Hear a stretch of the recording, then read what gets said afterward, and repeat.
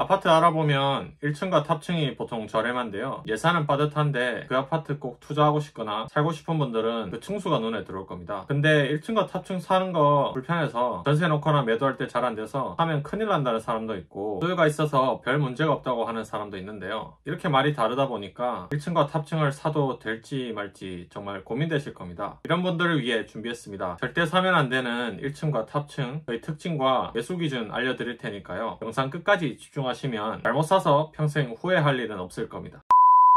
기본적으로 1층과 탑층이 갖고 있는 장단점에 대해 살펴본 다음에요. 절대 사면 안 되는 곳에 치명적인 단점을 통해서 명확한 매수 기준 알려드릴게요. 1층은 밑으로 더 없잖아요. 그래서 내가 소음을 내도 뭘 할 사람이 없는 거죠. 아이 키우는 부모 입장에서는 이게 얼마나 다행인지 모를 겁니다. 애들 키우다 보면 집에서 안 뛰어다닐 수가 없죠. 아무리 하지 말라고 혼을 내도 말이죠. 아래층 시끄럽지 말라고 매트 같은 거 까는 것도 정말 일입니다. 비용도 만만치 않고요. 그래서 아이 가진 부모들은 층간 소음에 대해 상당히 예민할 수밖에 없는데요. 근데 1층에 살면 이런 스트레스에서 완전 해방이죠. 그리고 1층은 엘리베이터나 계단 없이 바로 나갈 수 있잖아요. 그래서 출근할 때 엘리베이터 기다린다고 매일 5분에서 10분 남들 시간 잡아먹을 때요, 1층 사면 그것 때문에 일이 나갈 일이 없죠. 분리수거하거나 음식물 쓰레기 버릴 때도 바로 나갈 수 있어서 아주 편합니다. 이사 갈 때 비용 덜 드는 것도 좋고요. 근데 이렇게 바로 나갈 수 있어서 접근성이 좋다는 점이 오히려 단점으로 다가오기도 합니다. 바로 소음이나 냄새, 벌레 때문인데요. 만약 구축 아파트에 지상 주차장이 있다면 타 소음 때문에 상당히 시끄러울 겁니다. 그리고 새벽에 쓰레기 수거차나 재활용 수거차 다닐 때도 그런 소리가 들리겠죠. 소리에 예민하신 분들은 이것 때문에 새벽에 자다가 깰 수도 있겠죠. 또한 여름 되면 모기나 다른 벌레들이 많이 집 안으로 들어올 수도 있고요. 차 매연이나 쓰레기에서 나는 냄새, 밖에서 담배 피우는 냄새 등 온갖 것들이 아무래도 1층이다 보니까 집 안으로 들어올 확률이 높습니다. 그리고 접근성이 좋다는 게 다르게 말하면 외부인이 들어올 수도 있다는 말이겠죠. 그래서 택배 시킬 때 아무래도 좀 불안할 겁니다. 특히 고가인데 크기가 작은 제품들 있죠. 예를 들어 노트북이나 핸드폰 같은 거 말이에요. 이런 걸 주문한다면 더더욱 신경 쓰일 겁니다. 만약에 제가 1층에 사는데 이런 고가의 제품을 산다면 저는 좀 불안해서 웬만하면 제가 집에 있는 시간에 도착할 수 있도록 주문할 것 같네요. 사람 뭐 하나 주문할 때도 이런 것까지 신경 쓰다 보면요, 짜증나서 당장이라도 이사 가고 싶을 겁니다. 그리고 1층은 아무래도 다른 물체에 간섭받기가 쉬워요. 이게 무슨 말이냐면요, 집 앞에 창문 가릴 것들이 있을 확률이 높다는 겁니다. 물론 아무것도 없거나 동 간의 거리가 멀다? 그럼 공원이나 놀이터가 보여서 계절감을 느끼기 좋습니다. 근데 집 앞에 시야를 가릴 정도로 큰 나무가 있거나 다른 동이 밀접하게 붙어 있다? 아니면 다른 건물이 떡하니 있어서 앞을 가린다? 그럼 당연히 햇빛을 제대로 못 받아서요, 대낮에도 어두워서 불을 켜야 생활이 가능할 수도 있어요. 그리고 다른 사람의 시선이 신경 쓰여서 항상 커튼 치고 살아야 될 수도 있고요. 이런 걸 일조권이나 저항권을 침해받았다고 말하기도 하더라고요. 특히 다른 물체에 간섭받기 쉬운 특징 때문에 여름에 살기 힘들 정도로 불편한 점이 있습니다. 그건 바로 미치도록 습하다는 건데요. 이게 진짜 치명적인 단점이거든요. 왜냐면 안 그래도 장마철에 저층에 살면 땅에서 습기가 올라오거든요. 근데 앞에 간섭받는 물체까지 있다? 햇빛도 안 들어오고 환기도 잘 안 돼서 완전 악순환일 겁니다. 진짜 심한 곳은 방에 곰팡이가 펴서 알레르기성 비염이나 현식과 같은 호흡기 질환을 달고 살 수도 있어요. 솔직히 어른이면 모르겠는데 아이 키우는 부모 입장에서 내 아이가 때문에 이런 질환에 시달린다? 진짜 돈 몇백만 원 손해보더라도 당장 이사가고 싶을 겁니다. 그래서 1층을 매수할 때는 두 가지를 꼭 확인해 주세요. 집 앞에 간섭받을 수 있는 물체가 있는지, 없어도 혹시 나중에 생기지는 않는지 말이죠. 간혹 가다가 1층임에도 불구하고 앞이 탁 트여 있어서 매수했는데 앞으로 갑자기 공사하면 진짜 난감하겠죠. 그래서 부동산 중개인이나 아파트 주민들한테 미리 이런 걸 확인하시는 게 아무래도 좋습니다. 또 하나는 그 동네에서 1층에 대한 수요가 있는지 확인하는 겁니다. 아무래도 아이를 키우는 부모가 많다면 1층에 대한 수요가 많은데요, 이런 걸 확인해야 투자한다고 전세를 놓거나 실거주하다가 나중에 매도할 때도 훨씬 수월하겠죠. 다음은 탑층의 장단점에 대해 살펴볼게요. 본인보다 높은 층이 없다 보니까 아무래도 위층의 소음에서 자유롭습니다. 이 부분은 소음에 예민하신 분들한테는 큰 메리트겠죠. 또한 1층과는 다르게 다른 물체에 간섭받을 일이 없어요. 그래서 생각보다 로얄층인 중층에 비해서 가격 차이가 별로 안 나고요, 오히려 뷰가 좋아서 더 비싼 경우도 있습니다. 그리고 어떤 아파트는 탑층에 테라스나 다락방 아니면 복층 층과 같은 특이한 구조를 갖는 것도 있거든요. 이런 매물들은 실현 수요가 있다 보니까 오히려 없어서 못 살 정도예요. 근데 앞에서 말한 것처럼 사람이 만드는 소음은 없지만 기계 소음은 있을 수 있어요. 바로 엘리베이터 때문인데요. 엘리베이터 관상기에서 발생하는 진동과 소음이 생각보다 커요. 그래서 엘리베이터 가까운 방이나 화장실을 밤에 들어가면요, 이런 소리와 진동이 느껴질 겁니다. 그리고 주기적으로 엘리베이터를 점검하거나 갑자기 한 대가 고장났다? 그 동에 엘리베이터 2대 있으면 모르겠는데요, 만약에 한 대가 전부라면 매일 꼭대기층까지 올라갔다 내려갔다 완전 개고생이 해야겠죠. 생각만 해도 끔찍하네요. 여름엔 더더욱 그렇고요. 그리고 제일 위에 있다 보니까 날씨의 영향을 많이 받는데요, 여름에는 에어컨을 안 틀면 살 수가 없을 정도로 덥고 겨울에는 너무 추워서 보일러를 계속 틀어야 할 수도 있어요. 이로 인해서 관리비도 꽤 많이 나올 겁니다. 날씨의 영향을 많이 받는다는 이 특징 때문에 치명적인 단점이 발생하는데요, 그건 바로 누수 또는 결로입니다. 신축 아파트 같은 경우에는 사실 옥상에 방수 페인트를 이중으로 칠하거나 좋은 창호를 써서 그나마 덜한데요, 만약 오래된 구축이다, 장마철에 누수나 겨울철에 결로를 걱정 안 할 수가 없습니다. 근데 사실 신축이라도 건설사가 부실하게 공사하면 예외는 아니죠. 최근에 신축인데 부실 공사로 난리도 아니었잖아요. 이처럼 어떤 건설사냐에 따라서 사실 구축과 신축에 상관없이 누수나 결로가 발생할 수도 있어요. 무슨 빌라도 아닌데 아파트가 이런 결로나 누수가 진짜 발생하는지 의아해하는 분도 계실 텐데요, 구글에 아파트 누수 소송이라고 검색하면요, 누수소송닷컴이라는 사이트가 나오고요, 누수를 전문으로 담당하는 변호사도 있을 정도로요, 의외로 이런 일들이 생각보다 빈번하게 일어납니다. 그래서 탑층을 매수할 때는 꼭 세 가지를 확인해 주세요. 아파트가 입주한 지 13년 미만인지 확인하시고요, 시공한 아파트 건설사가 부실 공사로 이슈가 된 적 없는지도 확인하세요. 마지막으로 엘리베이터가 한 동에 최소한 2대 이상 있는지도 확인하면 좋겠죠. 근데 이렇게 말씀하시는 분도 계실 것 같네요. 제가 사는 아파트가 앞에서 말한 5가지 매수 기준에 충족 안 되는데 그럼 난 망한 건가? 라고 말이죠. 제가 말씀드린 매수 기준은 치명적인 단점을 가진 아파트를 사전에 방지하기 위함이고요, 사실 그 기준에 해당한데도 살면서 그런 치명적인 단점이 발견 안 됐다면 문제는 없습니다. 그리고 제일 중요한 건 이런 1층과 탑층을 나중에 전세 내놓거나 매도할 때 잘 되느냐는 겁니다. 이를 위해서는 그 아파트의 탑층과 1층을 사람들이 선호하는지 확인해야 되는데요, 근데 사람들이 선호하는지 안 선호하는지는 어떻게 확인할 수 있을까요?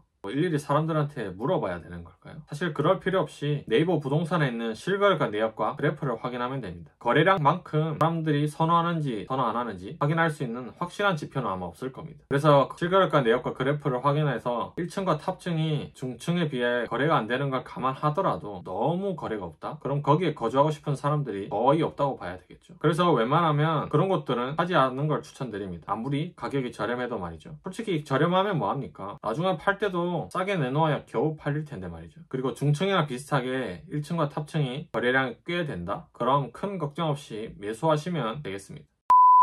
바쁘신 일상 속에서도 부동산에 관심 갖고 제 영상까지 찾아보신 분들은 분명 열심히 사시는 분들일 겁니다. 저도 가치관이 성장이다 보니까 항상 뭐든 배우고 열심히 하루하루를 살려고 노력하는데요, 이 과정에서 얻은 지식이나 깨달음을 가족 아니면 지인한테 알려주고 싶더라고요. 물론 그들이 항상 고마워하지는 않지만요. 그래도 제가 이걸 끊을 수 없는 게 제 눈으로 조금이라도 개선된 게 보이면요, 그땐 정말 세상 그 누구보다 행복하더라고요. 뿌듯하고요. 근데 제가 알려드린 부동산 정보를 활용해서 투자하시고 결과까지 좋다? 그럼 기존에 느꼈던 것과는 차원이 다르게 행복할 것 같네요. 최대한 많으신 분들이 그러실 수 있도록 계속해서 부동산 정보 알려드리도록 노력할게요. 근데 제 채널이 작아서 구독하거나 알림 설정 안 해놓으시면 나중에 찾기 힘드실 겁니다. 그래서 꼭 구독이랑 알람 설정 하셔서요, 누구보다 빠르게 돈 되는 부동산 정보 얻어가셨으면 좋겠습니다. 이번 영상의 결론은 다음과 같습니다. 1층과 탑층 아파트를 매수할 때는 5가지를 확인해야 되는데요, 첫째, 1층에 간섭받는 물체가 있는지 확인하시고요, 둘째, 그 동네에 아이 키우는 부모가 많은지 확인해서 수요를 확인하세요. 셋째, 탑층은 아파트 준공일이 15년 미만인지 확인하고요, 넷째, 부실 공사 이슈로 시끄러웠던 적이 있는 건설사가 지었는지 확인하세요. 다섯 번째, 실거래가 내역과 그래프를 통해서 사람들이 1층과 탑층을 선호하는지 확인하세요. 이렇게 1층과 탑층의 매수 기준 5가지를 말씀드리면서 이번 영상을 마치도록 하겠습니다. 감사합니다.